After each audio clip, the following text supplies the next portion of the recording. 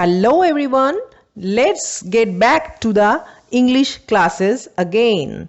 Our today's lesson is lesson 8, The Snail by William Cowper. Previously we came to know about the life of a cat. Now it's completely different, it's a snail. One must think, a snail? What special can be there in a life of a very tiny creature?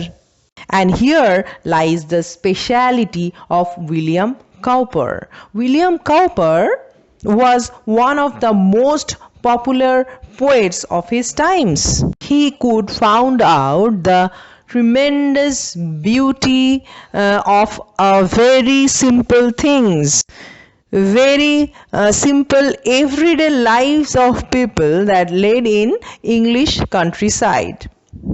Now in this poem we are going to have a very close look on the private world of a snail. Snail খুব ক্ষুদ্র একটি প্রাণী। আমাদের স্বাভাবিক হাঁটা চলার পথে যদি কখনো একটা স্নেল পড়ে আমরা হয়তো পাড়িয়ে দিয়েও চলে যাই, আমরা খেয়ালও করি না। কিন্তু এই কবিতাটা পড়লে পরে আমরা অনুভব করব যেন আমরা একটা ক্যামেরা নিয়ে ওই একটা স্নেল, তার বসবাস, তার একদম গ্রাউন্ড লেভেলে গিয়ে যেন একটা ক্যামেরা নিয়ে তার জীবনটা আমরা পুরো ছবি করে একটা 3D মুভির মতো তুলে নিয়ে আসলাম। কবিতাটা এত সুন্দর করেই রিপ্রেজেন্ট করা। Snail actually belongs to a mollusca group, অর্থাৎ কম্বোজ জাতীয় প্রাণী, মানে যাদের নিজস্ব একটা খোলস থাকে। দেখতে গেলে কিন্তু বাস্তুতন্ত্রের হিসাবে এরা অনেক নিম্ন শ্রেণীতে, মানে compare to human beings. But কবি এখানে যে ফ্যাক্টটা তুলে ধরেছেন যে একটা অমেরুদণ্ডী প্রাণী সেও কতটা self sufficient in its own style of life, own style of living, okay? And through this poem, the poet wanted to give us the message that every human being should be self-satisfied and self-dependent. Original কবিতাটাতে আরও extra দুটি stanza রয়েছে, but here তোমাদের টেক্সটের মধ্যে 4টে স্টানজাই দেওয়া রয়েছে। আমি প্রত্যেকটা স্টানজা তোমাদেরকে এক্সপ্লেন করে দিচ্ছি। To grass or leaf or fruit or wall, the snail sticks close nor fears to fall, as if he grew there house and all together. এই স্টানজাটা কবি শুরু করছেন একটা স্নেলের বেসিক মুভমেন্ট কিভাবে হয় সেই বর্ণনা দিয়ে। টু গ্রাস অর্থাৎ ঘাসে বা পাতায় বা ফলে বা দেওয়ালে। The snail sticks close, sticks মানে একদম চিটে হয়ে আটকে থাকে, স্টিক করে থাকে। এই স্টিক করে থাকে কিন্তু সহজে আলাদা করে দেওয়া মুশকিল, এই অর্থেই স্টিক শব্দটা ব্যবহার করা হয়।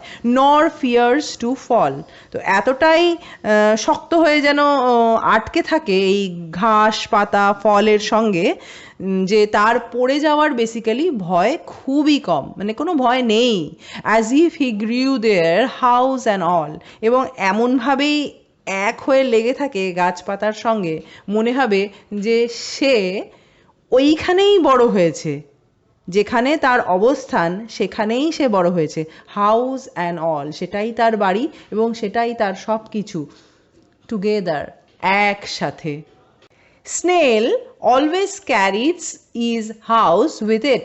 একটা স্নেলের যে গায়ে খোলসটা থাকে সেই খোলসটার মধ্যেই তো স্নেল খুব নিরাপত্তা সমেত থাকে। তো এই স্টানজায় the poet is trying to say যে ঘাস পাতা ফল দেওয়ালে খুব চিটচিটে হয়ে স্টিক করে আটকে থাকে একটা স্নেল, একটি শামুক, যে পড়ে যাওয়ার কোনো ভয় নেই। সে এতটাই নির্ভীক, মনে হবে যে যেখানে সে অবস্থান করছে সেটাই তার ঘর বাড়ি, সেখানেই সে বড় হয়েছে একসাথে। Within that house secure he hides when danger imminent betides of storm or other harm besides of weather. Within that house অর্থাৎ কোন বাড়ির কথা বলা হচ্ছে?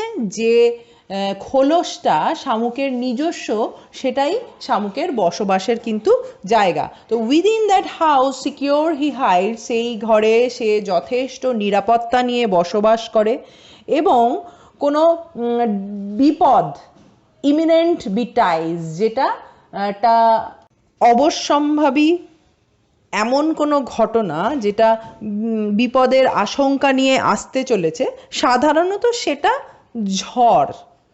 ঝড় আসলে শামুক গাছপালা থেকে পড়ে যেতে পারে, এটা একটা বেসিক ভয় থাকে।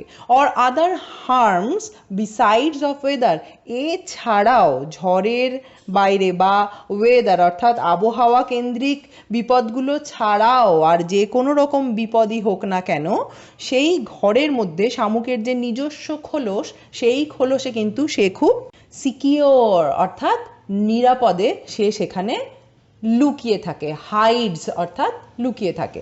Give but his horns the slightest touch, his self collecting power is such, he shrinks into his house with much displeasure.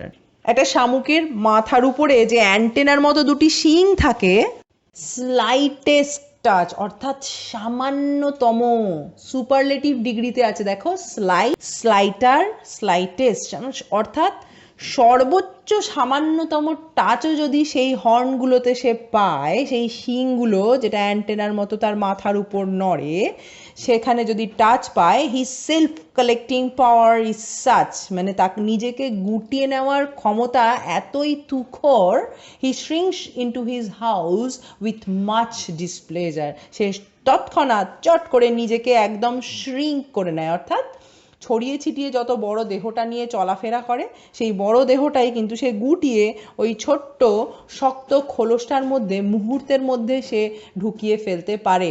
With much displeasure, displeasure মানে খারাপ লাগা, আনন্দ নয় এমন, মানে প্লেজারের অপোজিট ওয়ার্ড হচ্ছে ডিসপ্লেজার। এই ডিআইএস প্রিফিক্সটা প্লেজারের সঙ্গে অ্যাড হয়ে নতুন শব্দটা তৈরি করছে।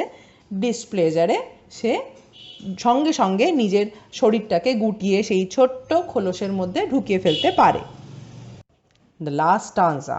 Wherever he dwells alone, except himself has chattels none, well satisfied to be his own whole treasure. Wherever অর্থাৎ wherever এর শর্ট ফর্ম, সে যেখানেই থাকুক না কেন, dwells মানে বসবাস করা, wherever he dwells alone, যেখানেই থাকুক না কেন সে কিন্তু সর্বদাই একাকী থাকে।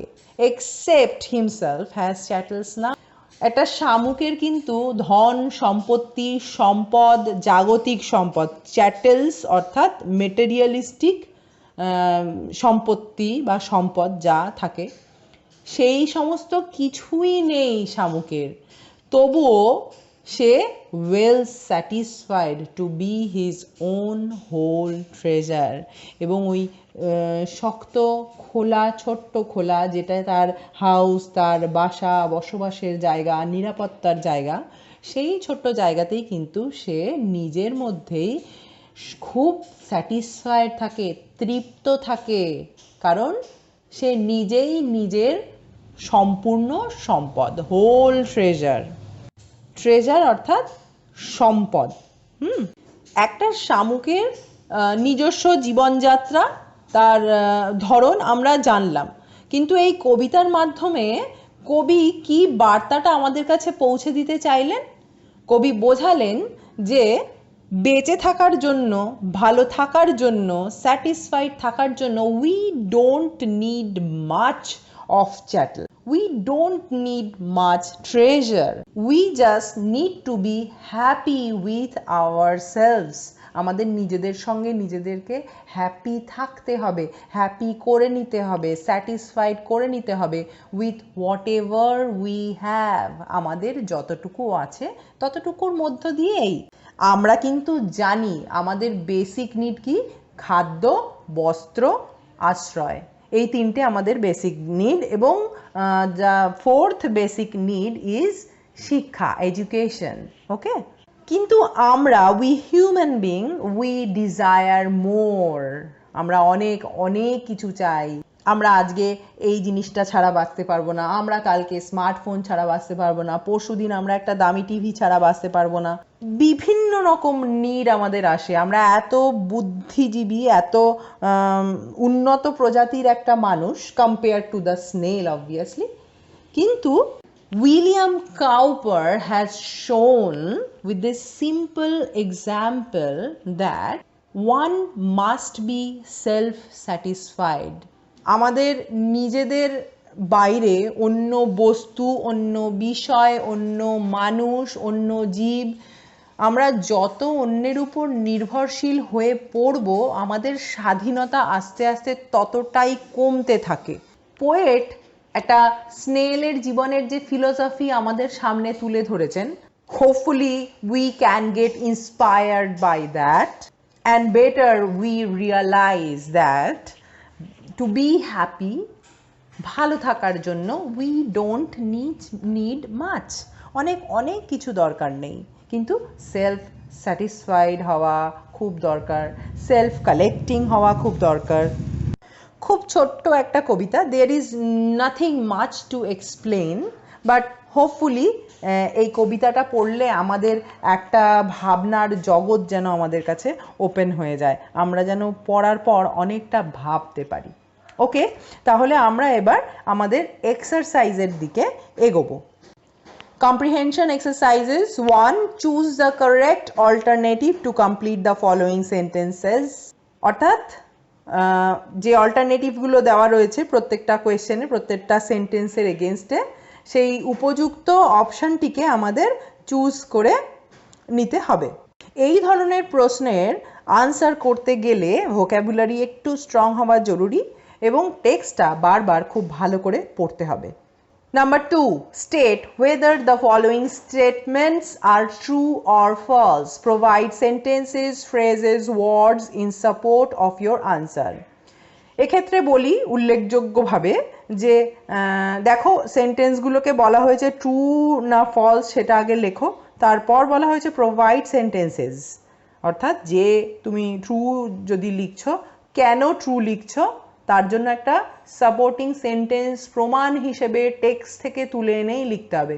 নিজের মন গড়া কোনো বাক্য আমি লিখবো না, এক্স্যাক্টলি টেক্সটে যেরকম আছে, দ্যাট মে বি ফ্রেজেস, মানে কিছু কতগুলি শব্দগুচ্ছ হতে পারে, একটি সেন্টেন্স হতে পারে। ওকে, পরীক্ষার সময় এরকম এক একটি সেন্টেন্সের জন্য 2 নম্বর করে থাকে, অর্থাৎ সেন্টেন্সটি ট্রু না ফলস সেটা যদি সঠিক লিখতে পারি তার জন্য 1 নম্বর, এবং যে সাপোর্টিং স্টেটমেন্টটি রয়েছে সেটা সঠিক লিখতে পারলে তার জন্য 1 নম্বর।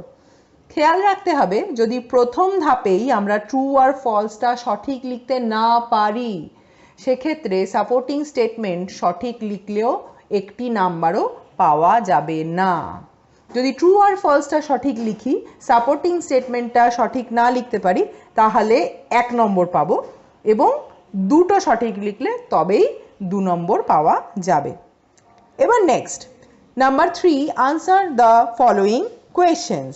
এটা অ্যাজ সিম্পল অ্যাজ দ্যাট, যে কোয়েশ্চেনগুলো দেওয়া রয়েছে এ বি, সেই কোয়েশ্চেনগুলোর আনসার লিখতে হবে ফুল সেন্টেন্সে এক্সপেক্টেড। এইবার আমরা চলে যাব grammar in use. Number 4, change the following sentences into questions as directed. Sentence দেওয়া আছে ABCD, যেরমভাবে করতে বলা হয়েছে, মানে যা যা ইনস্ট্রাকশন দেওয়া রয়েছে প্রত্যেকটা সেন্টেন্সের পরে ব্র্যাকেটে, সেই ইনস্ট্রাকশনসগুলো ফলো করে আমাদের অ্যাকর্ডিংলি করতে হবে। ABCD যে 4টি সেন্টেন্সেস এখানটাতে প্রোভাইড করা হয়েছে, বলা হচ্ছে সেই সেন্টেন্সগুলোকে কোয়েশ্চেন সেন্টেন্সে ট্রান্সফর্ম করো। এই ট্রান্সফরমেশনের ক্ষেত্রে প্রত্যেকটা সেন্টেন্সকেই আলাদা আলাদা উপায়ে কোয়েশ্চেনে পরিণত করতে বলছে। যেমন প্রথম সেন্টেন্সে বলছে সিরাজ অলওয়েজ রাইজেস আর্লি, এটাকে ডাজ কথাটা ইউজ করে প্রশ্ন বাক্যে পরিণত করো। Next B, Joyce is the best singer in the class, এটাকে হু এই প্রোনাউনটি বসিয়ে ইন্টারোগেটিভ সেন্টেন্সে পরিণত করতে হবে। C, he saw the rainbow, এটা হবে ডিড দিয়ে। এবার এই যে ডাজ, হু, ডিড, হাউ এইগুলো ব্যবহার করলে প্রত্যেকটা কোয়েশ্চেনেরই কিন্তু আলাদা প্যাটার্ন তৈরি হয়। মানে আমি যখন Joyce is the best singer in the class একে হু দিয়ে প্রশ্ন বাক্যে পরিণত করব, তখন সেটা হয়ে যায় WH কোয়েশ্চেন সেন্টেন্স।